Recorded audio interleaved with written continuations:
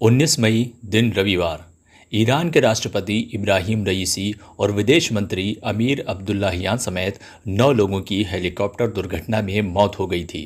हादसे के समय राष्ट्रपति रईसी का हेलीकॉप्टर अजरबैजान से अपने काफिले के साथ एक बांध का उद्घाटन करके लौट रहा था। इस हादसे में कहाँ लापरवाही या बड़ी चूक हुई वो हम आपको आगे बताएंगे, लेकिन उससे पहले जो ईरान सरकार ने रईसी के हेलीकॉप्टर क्रैश को लेकर नई जानकारी दी है वो हम आपको बताते हैं। ईरान के राष्ट्रपति के chief of staff Ghulam Hussain Ismaili ने सरकारी टीवी को दिए एक इंटरव्यू में कहा कि जिस जगह राष्ट्रपति रईसी का हेलीकॉप्टर क्रैश हुआ था वहां शुरुआत में मौसम बिल्कुल साफ था। इस्माइली खुद ईरानी राष्ट्रपति के काफिले के साथ उड़ रहे उन 3 हेलीकॉप्टर में से एक में सवार थे।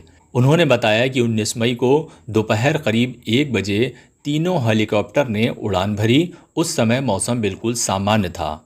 उड़ान भरने के 45 मिनट के बाद राष्ट्रपति रईसी के हेलीकॉप्टर के पायलट ने घने कोहरे से बचने के लिए अन्य 2 हेलीकॉप्टर्स के पायलटों को एल्टीट्यूड बढ़ाने यानी बादलों से ऊपर उड़ान भरने को कहा था। इस्माइली का कहना है कि बादलों के ऊपर 30 मिनट तक उड़ान भरने के बाद हमारे हेलीकॉप्टर के पायलट ने नोटिस किया कि हमारे साथ उड़ान भर रहा राष्ट्रपति रईसी का हेलीकॉप्टर गायब है। लिहाजा दोनों ही पायलटों ने रईसी के हेलीकॉप्टर को ढूंढने के लिए यू टर्न लिया और वापस जाने का फैसला किया।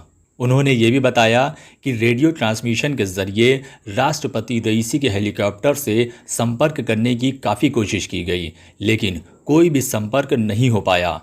इस दौरान घने कोहरे के चलते हम अपने हेलीकॉप्टर के एल्टीट्यूड को कम नहीं कर सकते थे, लेकिन राष्ट्रपति के हेलीकॉप्टर का नामो निशान नहीं होने की वजह से हमारे हेलीकॉप्टर ने पास ही एक कॉपर माइन में लैंड किया। इस्माइली ने बताया कि अन्य दोनों हेलीकॉप्टर के पायलटों ने राष्ट्रपति के हेलीकॉप्टर के प्रभारी कैप्टन मुसवी से संपर्क करने की कोशिश की, लेकिन उनका फ़ोन मोहम्मद आले हाशिम ने उठाया और कहा कि उनका हेलीकॉप्टर घाटी में क्रैश हो गया है, उनकी हालत ठीक नहीं है। अब तक सर्च ऑपरेशन बहुत तेज़ी से शुरू हो चुका था, लेकिन दुर्घटनाग्रस्त हेलीकॉप्टर का अभी तक कोई सुराग नहीं मिला था। इस्माइली ने इंटरव्यू के दौरान कुछ अन्य जानकारियां भी साझा की, जैसे कि हमने आले हाशिम से दोबारा संपर्क किया और इस बार भी हमें पहले वाला ही जवाब मिला कि हमारी हालत ठीक नहीं है। वो बताते हैं कि क्रैश में राष्ट्रपति रईसी और अन्य की फ़ौरन ही मौत हो गई थी, लेकिन आले हाशिम ने कुछ घंटों बाद दम तोड़ दिया था।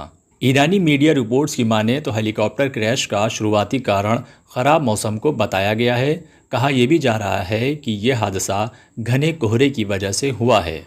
इसमें कोई दो राय नहीं कि ईरान ने टेक्नोलॉजी के हर क्षेत्र में काफ़ी तरक्की हासिल कर ली है, जिसका नतीजा ये है कि आज अमेरिका और इजराइल जैसे देश भी ईरान से खौफजदा रहते हैं।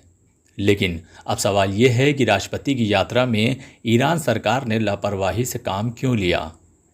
इस आधुनिक युग में जहां मिनट टू मिनट मौसम की जानकारी आपको मोबाइल पर ही मिल सकती है, वहीं अज़रबैजान से ईरान की बहुत कम दूरी होने के बावजूद ईरान के रडार में वो मौसम क्यों नहीं दिखा जो उड़ान भरने के सिर्फ 45 मिनट बाद ही हेलीकॉप्टर के पायलट को दिख गया और उसने दूसरे हेलीकॉप्टर्स को एल्टीट्यूड बढ़ाने को कहा।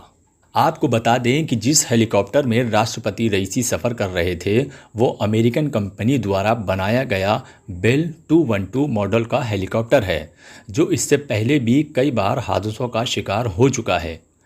विमान सुरक्षा की जानकारी रखने वाली गैर लाभकारी संस्था फ्लाइट सेफ्टी फाउंडेशन के अनुसार बेल 212 सितंबर 2023 में भी हादसे का शिकार हो चुका है। संस्था के डेटाबेस के अनुसार बेल 2018 में भी दुर्घटनाग्रस्त हो चुका है, जिसमें 4 लोगों की मौत हो गई थी। ऐसी ही एक घटना 1997 में घटी, जब पेट्रोलियम हेलीकॉप्टर द्वारा संचालित एक बेल 212 हेलीकॉप्टर लुसियाना के तट पर दुर्घटनाग्रस्त हो गया था। इस हादसे में भी 8 लोगों की मौत हुई थी। 2009 में एक अन्य घटना में बेल 212 हेलीकॉप्टर कनाडा के न्यूफाउंडलैंड के तट पर दुर्घटनाग्रस्त हो गया था, जिसमें सवार कुल 18 लोगों में से 17 की जान चली गई थी। फिर इसके बावजूद किसी राष्ट्रपति की यात्रा के लिए इस तरह के हेलीकॉप्टर का इस्तेमाल क्यों किया गया। वैसे मौत और ज़िंदगी ऊपर वाले के हाथ में है, लेकिन अब शायद इतनी मौतों के बाद ईरान सरकार इस तरह के हादसों से सबक ले और अपने राष्ट्रपति व अन्य महत्वपूर्ण ओहदेदारों के सफ़र में इस तरह के बी ग्रेड संसाधनों के इस्तेमाल पर रोक लगाए।